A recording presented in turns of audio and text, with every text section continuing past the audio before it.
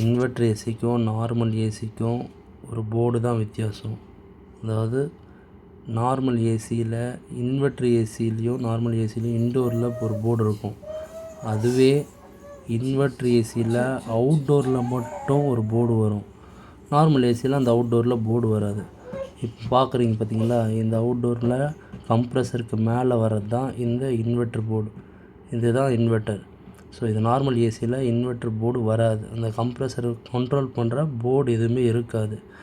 இதை கண்ட்ரோல் பண்ணும்போது இந்த போர்டு ஷார்ட் ஆகும், சர்க்யூட் ஆகும்.